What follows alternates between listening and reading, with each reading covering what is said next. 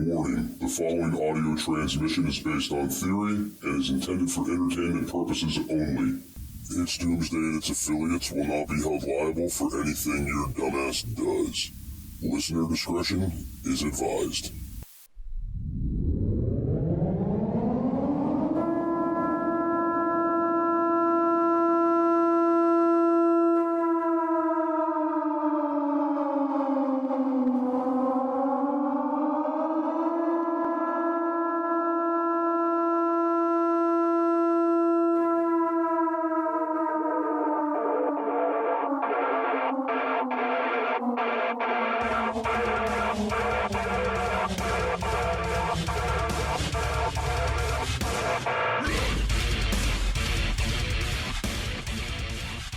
Welcome everybody to It's Doomsday Podcast. Today is January 1st, 2023, a brand new year. Time is 6 p.m. and joining me as always is Al. What's up, Big Daddy Prep? How you doing, man?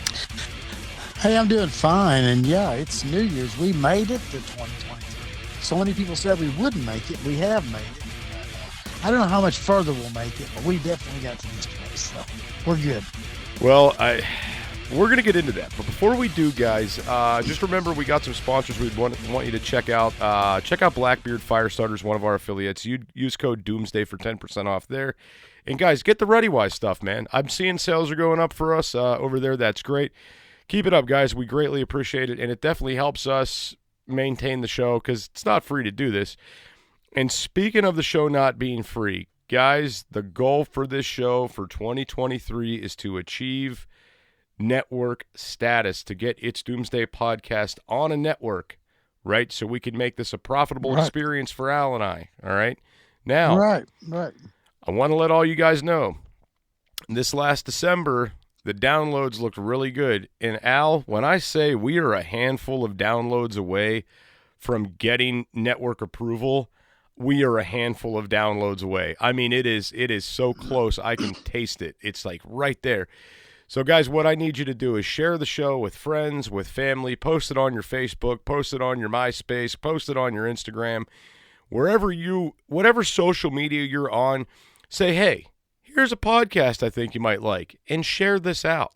It takes you 5 seconds, and by you sharing it could make all the difference for us getting with a network, right? And here's something else. Every person that listens to this podcast on regular, you have 5 or 6 other people that you could tell about that think like you. You just probably keep it to yourself. Share it and share the knowledge. Let everybody know. Keep our numbers up. Help us to do more down the road. And also, it makes other people in your community know that you're a prepper too. So, hey, you can work together, not against each other. And actually, guys, do this for your own safety. Do this for your own benefit, because the more people we help get ready is the less people you got to watch your back for when shit hits the fan. Righto. So share out the show, guys. It helps us. It helps you. It helps everybody. It's glorious. Anyway, so if you listen to our last episode, we did a pre-recorded episode before the winter storm hit. The winter storm hit, and I wanted to kind of do a winter storm recap because things didn't work out so hot for us, and I'm still discovering things that went wrong during the storm. But before I get into all my shenanigans, Al, how was the winter storm for you? It was bad for us as far as the freezing, and we don't have below zero temperatures that much here in this part of Arkansas, but we did this year. The wind chill was very bad. Anything that the wind... If the cold didn't get, the wind did. I lost a flagpole. I lost about 20 chickens, even with all that I do to keep mine good. We lost a lot of things because of wind, cold, wind chill, things like that. So it's not just the snow and the heavy ice that people think it is. Lots of things cause you problems in this. Oh, absolutely. So ice was my big enemy. So the original cabin we first built on the property was built mainly as like a bug out cabin. A lot of things are meant to be ran like off grid. So we have an instant propane hot water heater in there. I found out today that it froze and it broke. And it's not something that I feel is really repairable. It's probably better just to replace it. So that's now on the list of things to do, is replace the hot water heater in there. I'm going to tell you what, Al, my rainwater collection system really saved my ass because we pump our water up from a spring. And even with us disconnecting the pump and draining out the lines and doing all that before, every night before it froze, the lines didn't drain all the way and were froze up for days and things weren't working right. So the only thing we were able to do was transfer water from our rainwater collection system, which is made of 2 IBC totes. Each one's about 275 gallons. So we had about 550 gallons of water to get us through a couple days while we were trying to get these lines thawed out, right? So that really saved our asses because my in-laws are in town. My oldest son's back home now, so there's like 8 of us utilizing water there, right? Right. So yeah, so it's kind of problematic, when you have 8 people there and you have no water. It sucks. Now, so the tanks, the IBC totes, my dumbass forgot to put the stock tank heaters in them, so they froze, right? Luckily, we have a torpedo heater and Al, you're going to love this shit. We got a kerosene torpedo heater, right? That's portable. Yep. It just needs an AC outlet so you can run the fan in it, right? That's it. Right. So I ended up utilizing the ReadyWise solar generator to power this thing out at the pump because when the storm happened, we also lost power. So we were able to utilize the ReadyWise solar generator plus the kerosene torpedo heater to thaw out some things. When the power did come back on, I ended up putting 3 heat lamps in with the pump, so running about 1,500 watts consistently and keeping all that stuff nice and warm and thawed out with the heat lamps. I was also able to run the greenhouse for a little bit, the infrared lights out there, the heat lamps. I was able to run 2 of those for a couple hours off the generator, just till the power came back on. It didn't run very long because that's 1,000 watt draw on those generators is a lot. So I got a couple hours out of it. But anyway. Yep. So those were my shenanigans. We actually purchased 2 or 3 different kinds of heaters or used 2 or 3 kinds of heaters here. We went to a propane type of heater that's for a ventilated inside that requires no power, no nothing. It's simply just light. It's I call it a souped up grill, but it keeps your house completely warm. We found out that's a good option. We went to a torpedo heater for our shop. It burns kerosene or diesel, either one. You can burn them both. But yeah, we got a backup system for that too. It has to be well ventilated, but it is a good heat source that we've never used before. We were just pulling out things this year because we knew how cold it was going to be to see what we had. And we've come up with a lot more sources than I had even really had. I thought, oh, well, we could use this or this. So this storm's taught us a lot. Unfortunately, Jester, for some people up north, I believe, was it Detroit, where it was that they had so much loss of life from people just absolutely freezing to death in their homes. And that's tragic because we warned people about this, and that's what we're talking about right there, folks. Check on your neighbor, keep an eye on people and what's going on around you. A lot of people died up there, and a lot of people died in their cars because they weren't prepared in their vehicles either. I read a story also, Al, about a gentleman that broke into a school. I believe it was a school. Yes, sir. I saw it. And he brought, I think it brought, what did he say? Did it say like 20 people? I think 20 people. He brought 2 people that he had picked up along the way. He took them to the school, and then along the way there was a bunch of people that had been stranded in cars. So he ended up with about 24 of them before it was over with. No shit. Yep. And he saved their lives. I hope they don't charge that guy with any crimes. I didn't get to fully read the story, but that's an awesome guy. They gave him accommodation. The city. Law enforcement in the city gave him accommodation for it. Nice. So, very cool. He's good. Yeah. Yeah. See when breaking and entering pays off, right? He actually left a very nice note that he was sorry for any mess that they might have caused by breaking into the door and breaking into the kitchen. But, he left a nice note. So they figured out who it was. And, it's a good thing. Good story, though. People helping people.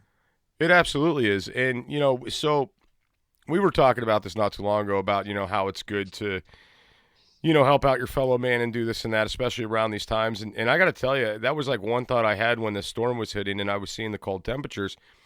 I was thinking in my head, how many homeless are out there right now absolutely freezing to death? Like, that's Right. a thing that's happening. Where are these guys going? Hey, preppers, do you want 10% off survival food? Go to www.readywise.com and use code DOOM10 at checkout for 10% off all your survival food needs. Again, that's code DOOM10 at checkout at readywise.com, DOOM10 for 10% off at readywise.com.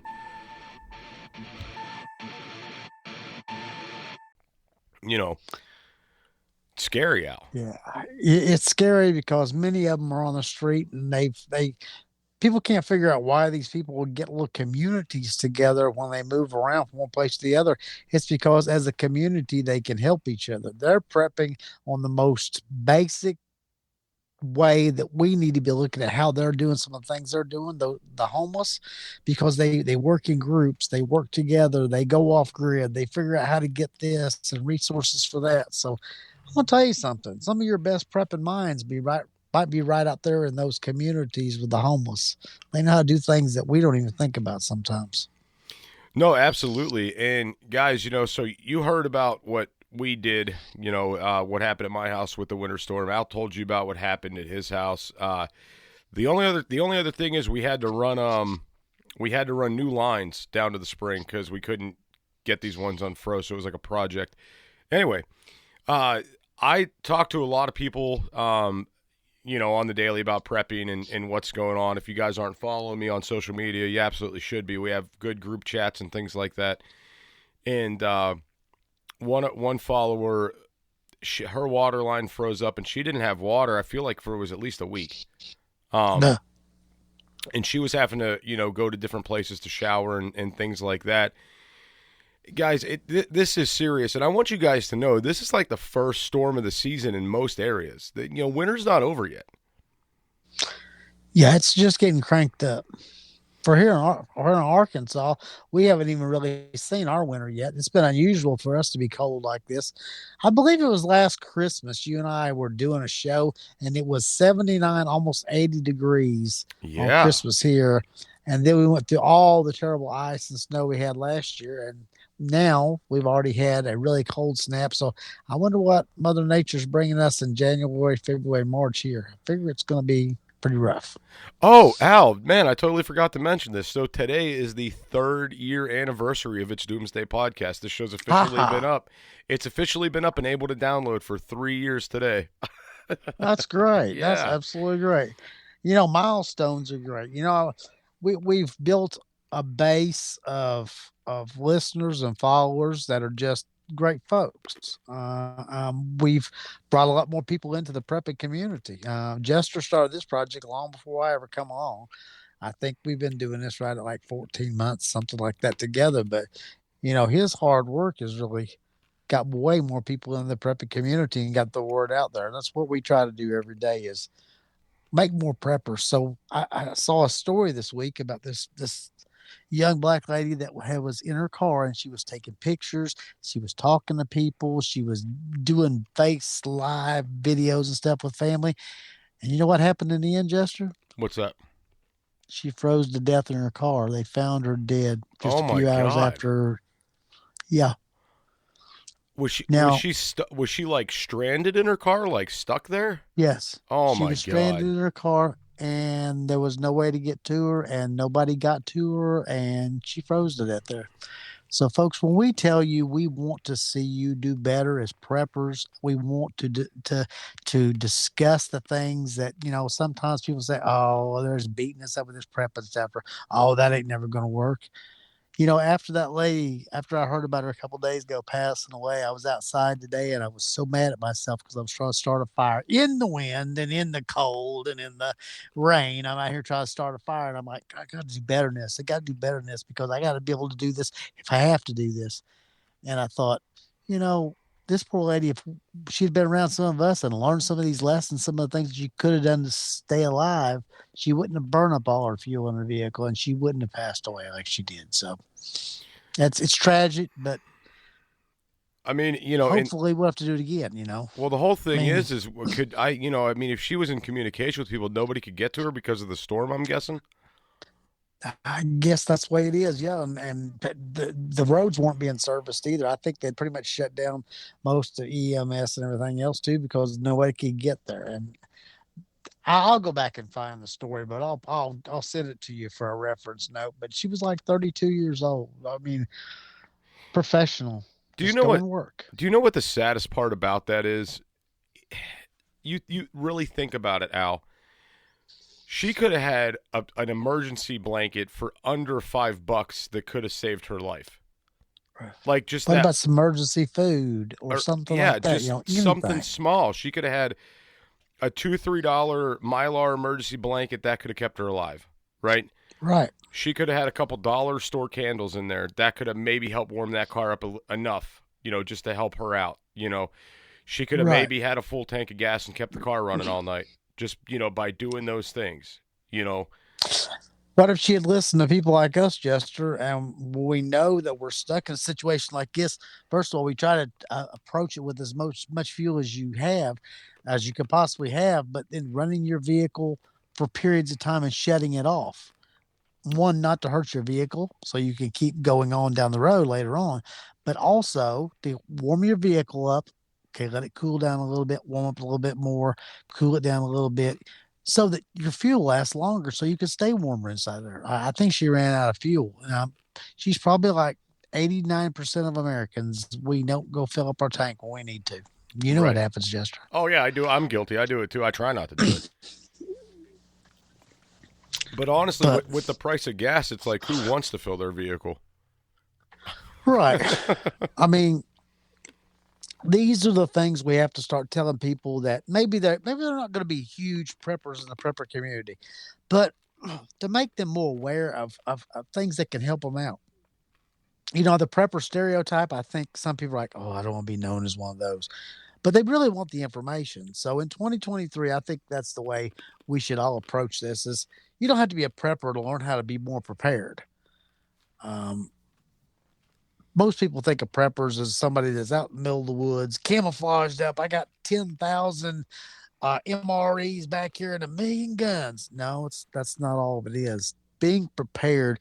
Some of the best preppers that I've found with content out there on the internet are just simple folks, just regular folks, just making themselves more prepared for any situation that might come along. Is that not right? Oh, no, that's absolutely correct, 100%. And I mean, a lot of these guys, some of these guys out there, they're living this lifestyle. Like they're living the off-grid lifestyle. They're living the homesteading lifestyle. And prepping just kind of comes with the territory. It's not that these guys are in fear of the government or this, that, the other. They're like, no, I just want a self-sustainable life.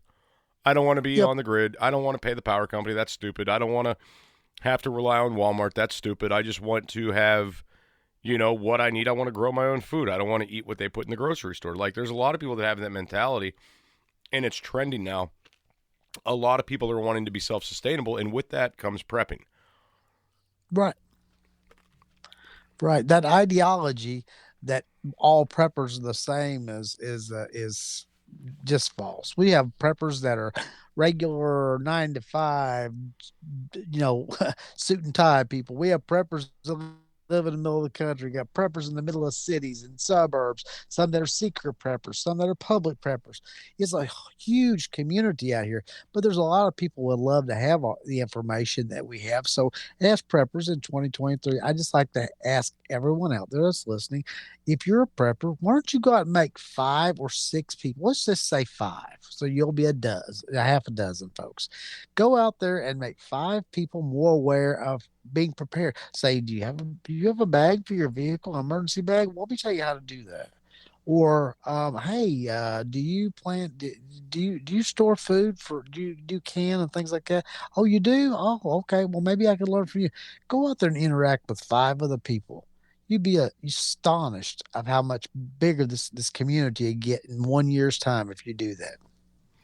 Right, and I keep telling people, it's kind of a situation where the more people you help get prepared, the less you got to watch your back, the better off things are going to be. It does help to make people aware. Absolutely. Right. And guys, I mean, putting together a simple winter bag for your vehicle, I mean, this doesn't have to be a very expensive thing for you guys to do. I mean, a crappy little duffel bag that you got lying around, you know, however many people you have in your family who can be in that car at one time is what you want to prepare for.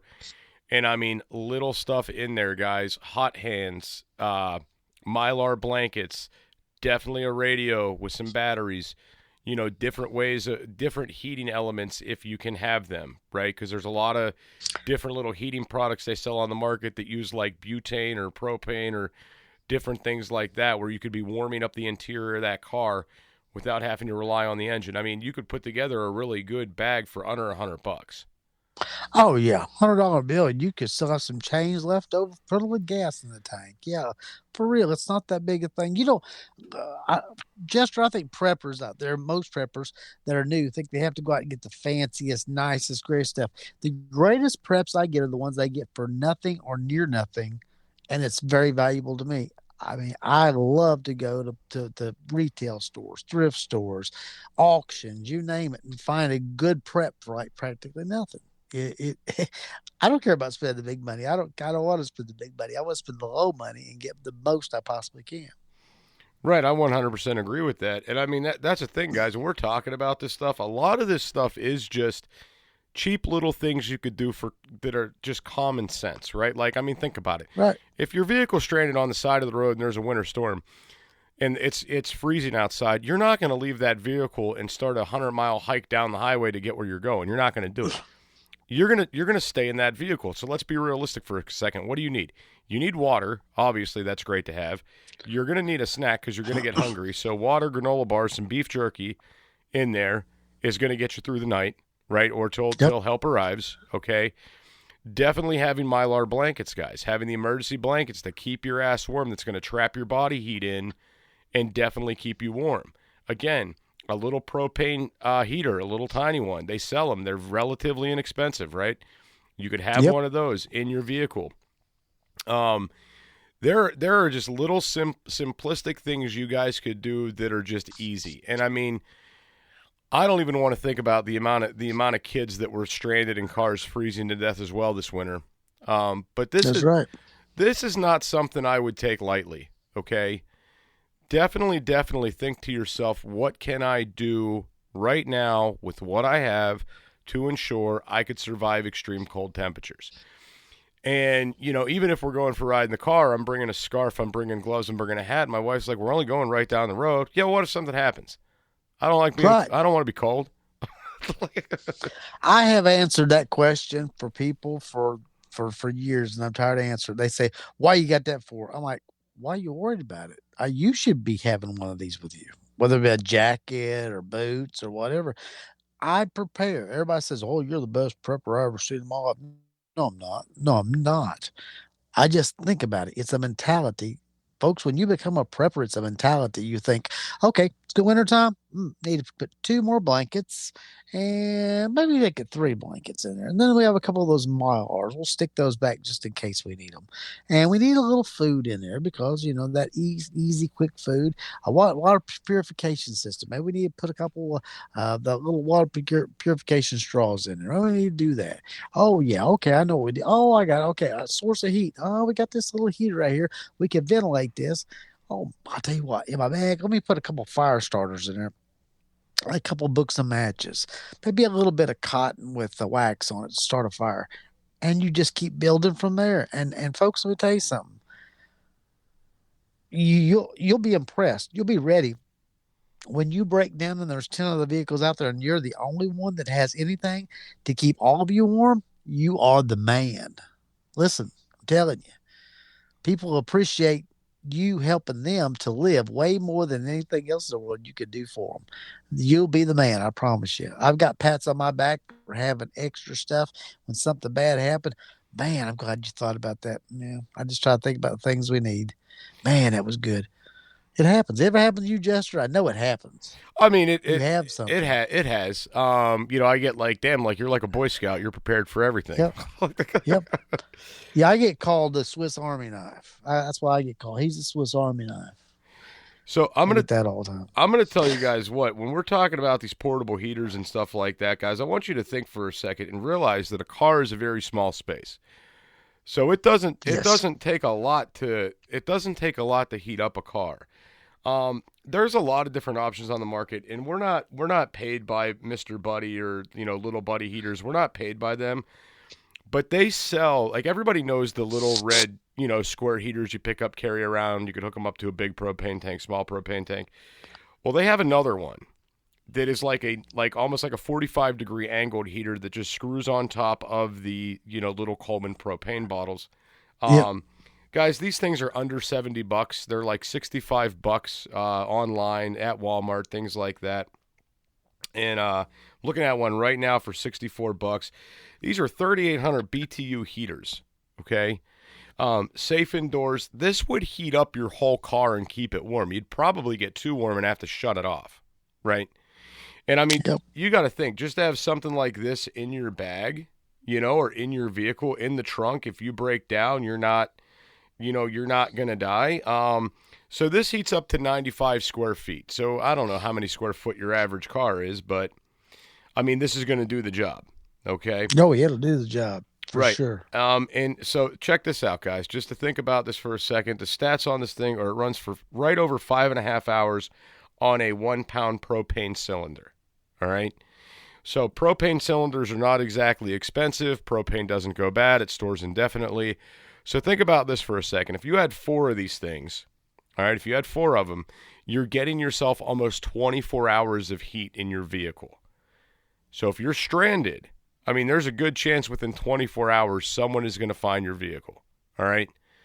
Or there's a good chance that maybe in that 24-hour period, they're going to come out, plow the roads. They're going to help you get out if you're stuck. Just the idea of, I can go buy 4 propane tanks and have 24 hours worth of heat, right? And that's that's also not to mention, not having your car running too. Because if you're say every hour you're starting your car up, just to let it heat back up, plus you got these, you might be able to survive 2 days in your vehicle. Oh yes. Now the thing is, Heat rationed out would even make it a lot longer, because you may not want to burn it all at one time. I mean, some people might want to turn it off for a while, turn it back on. So yeah, you could probably get 2 or 3 days of that. Oh, I'm sure. And so to go back, and something else to think about with this. All right, so in this kit, you've got your heater, you got your Mylar, you got your little propane tanks. You're stuck there for 24 hours. Guys, don't underestimate the fact you got to eat. You might have to go outside and take a shit, right? Yep. So having things in there, also, and don't underestimate this, guys, feminine products. If you're there, what if you're with your wife and all of a sudden you're stuck there, 12 hours goes by and she's like, I have no feminine products and Aunt Flo just got here. Oh, fuck. Now we're fucked, right? So the idea of having that stuff in there, having a way to dispose of garbage, like a couple garbage bags, things like that, a way to utilize and go to the bathroom, and a lot can happen in 24 hours as far as bodily functions go. So it's good to prepare for that stuff too. But I mean, guys, we're not talking about a bunch of crazy stuff in here. No, not crazy at all. Right. No, nobody's talking about buying, we're not telling you guys go out and buy a $200 heater and $300 worth of emergency food, and don't forget your solar battery packs. Like, no, I mean, guys, this is cheap little shit you can get put together in a kit and avoid these bad scenarios. Or if they pop up, you are prepared for them, right? You know what? For $100 bill, Jester, and it's going to be tight because the economy's kind of on a rocky road right now. But I still think for $100 bill, I could go out and build you a kit that would get you through almost any situation, to aid any situation you were in, for less than $100 bill. Probably enough to buy me a soda on top before it was over with. For $100, you can do a lot of work. It's like the magnesium rods. Most of the time, the places like Harbor Freight run for 99 cents. Right. That's cheap. I mean, how much is cordage and things like that, and a couple tarps? You can buy tarps in a kit and break them down and make a couple sets out of them. We're not talking about huge amounts of money here, folks. No, we're not. And I mean, one of the big things with this, guys, is the portability factor. Hey preppers, do you want 10% off survival food? Go to www.readywise.com and use code DOOM10 at checkout for 10% off all your survival food needs. Again, that's code DOOM10 at checkout at readywise.com, DOOM10 for 10% off at readywise.com. All right. If you're building one of these kits, build it in something you could pick up and walk with or put on your back. The reason why I'm saying that is a lot of us have two vehicles. I have a car. My wife has a car. We have different vehicles, and it's the idea if we're taking her car, take it out of my truck, put it in her car, it's with us, right? The idea that this could be just thrown in the trunk when you guys are leaving is just a really good idea, right? And just building these things specifically for your needs. Like if you've got a family of 5, you need 5 emergency blankets. Don't be like, you know what, I'm going to save $2 and we're going to share an emergency blanket. No, don't do that. Just spend the couple extra dollars, make sure everybody has their own, right? Right. And then the other thing is like if you're like, I'm not going to buy all those propane tanks. I could never be stranded for longer than 5 hours. It's not going to hurt. Yeah. It's not going to hurt you to have it. And, life is unpredictable. Shit happens. Okay.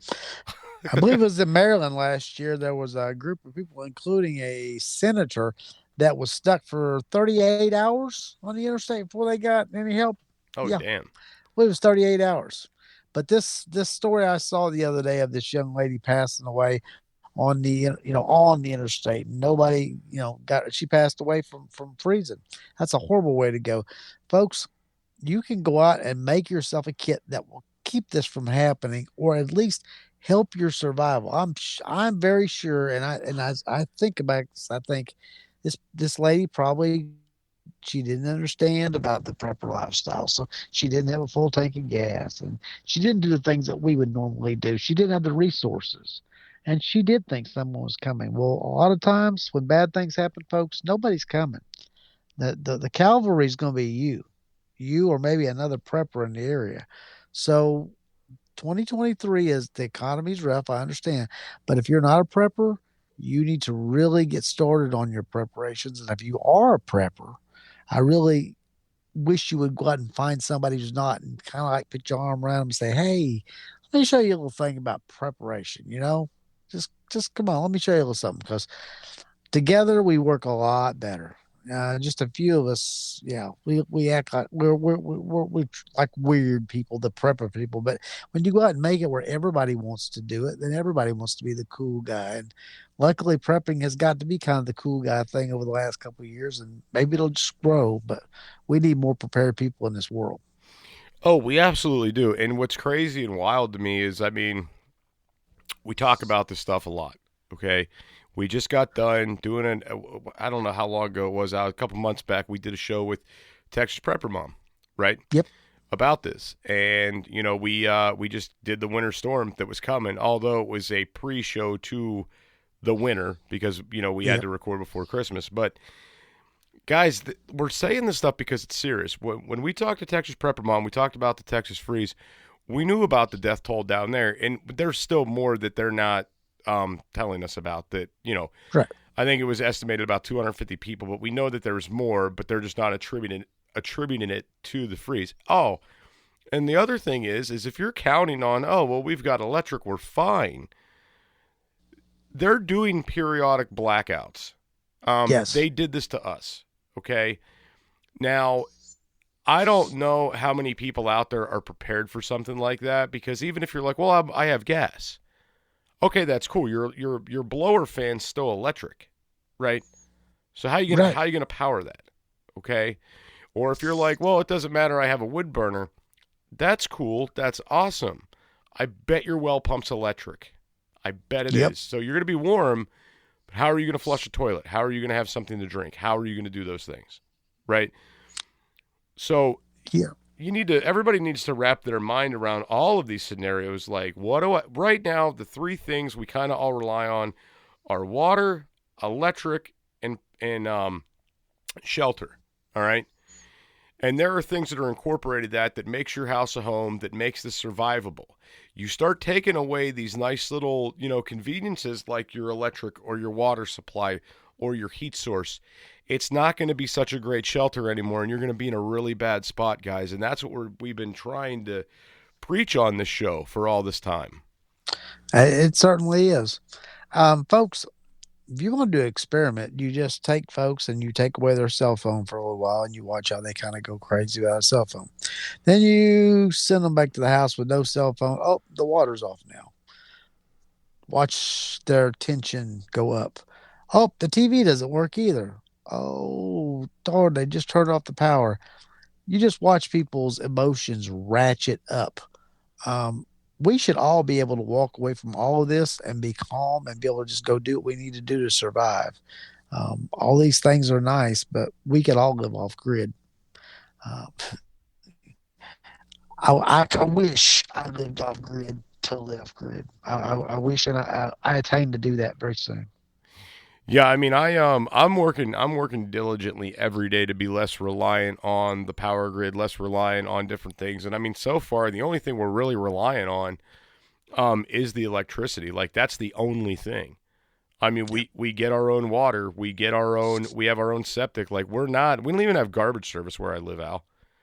That's good. Yeah, so I mean, we're for the most part, like, man, if we could shut that electric bill off. And at some point, I don't know if we'll ever shut the internet off, but at some point, if we could do that, that'd be great. Yeah. I hate to say, but technology and things like that and all these comforts have made us a lot weaker as people. You watch people nowadays, how they just lose their mind when things don't go their way or they don't have what they think they need. Folks, we need a lot less than we think we do. We were just talking the other day about eating, and I said, yeah, I used to eat 3 meals a day. Then I got to where I just eat about 2 meals a day, and now some days it's a big meal and a snack later on, and that's it. I have tapered down the amount of food that I take in for a reason, because I feel like eventually food's going to be harder to get, and I want to get down to a good weight to where I don't have to fill my stomach up so much, and I can function, and everything's great. But I just feel like times are changing, and I'm changing with them. At least I hope I'm changing with them. Yeah, no, I 100% agree, Al. Yeah, and so, guys, if you take anything away from this episode, please take away that winter's not over yet, and more shit is coming. All right? Yes. We are, like, where I'm at, Al, it gets really bad here January, February, right? Yep. This is, like, again, this was an unusual cold snap. We're not usually dealing with this. Like Al said earlier in the show, 79 degrees last year, right? Yep. Just do understand. Don't be like, well, winter's already here, it's too late to do anything. Like, no, it's not really here yet. It's not. It's going to get colder. And, for most people out there where they live, you've got about 4 months of suck left, right? Yep. You know what's really weird about last year, Jester? On Christmas, it was like 79. On Christmas here, it was like in the single digits this year from last year. Now we're looking at New Year's Day here. It was like 60-some degrees. And last year, it was the flip-flop. It was like 20 or 30. So, yeah, it's really weird. And we're going into our winter season. Our winter won't start until, basically January, February, March. And April, we'll finally be digging out from it. That's strange. It wasn't like that here 25 years ago. Yeah, no, I got you. Well, all these weird weather patterns and the world changing and stuff like that. I think we're in for a lot worse winters coming. Yes. I remember, Al, I remember being a kid and getting really bad winters. And then when I was a teenager, we didn't get shit. And then when I got in my 20s again, we started getting bad weather again. So there are cycles, and my wife was telling me she's more in touch with certain things than I am, and she was mentioning to me, Al, that she was like poking around in the Farmer's Almanac, and it said it's supposed to be a wicked winter this year. She says we haven't seen shit yet, and I'm like, great, that means I have so much more work to do. Yep, because it's coming, and prepping for these things, folks. we did a show the other day. It was telling you that it was coming and some of the things to prepare for. Now that it's come through, you see where your weaknesses, where your deficiencies are, what you've got a problem with. Now's the time to fix it before next year, or even before it freezes again this year.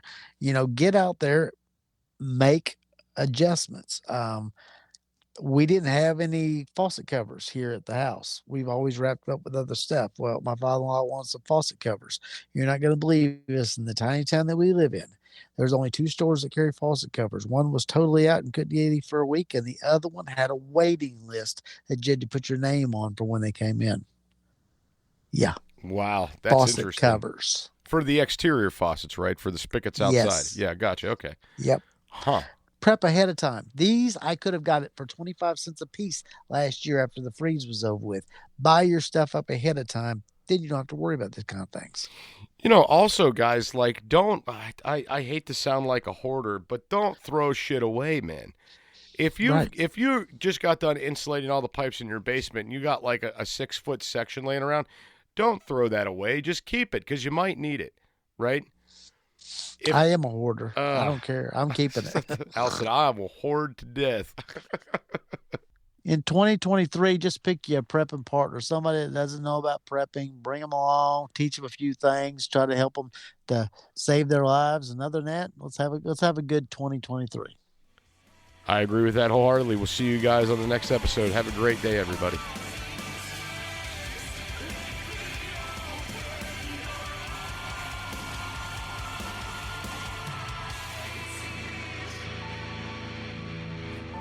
This is an emergency action message. At approximately 1 a.m. Eastern Daylight Time, NORAD is tracking 15 ICBM nuclear missiles inbound to the following cities: Orlando, Miami, Pittsburgh, Dover, Newark, Richland, Philadelphia, New York City, Baltimore, Los Angeles, Las Vegas, Boston, Seattle, Detroit. This is an extremely deadly situation. Stay tuned. The next emergency message will be a presidential address.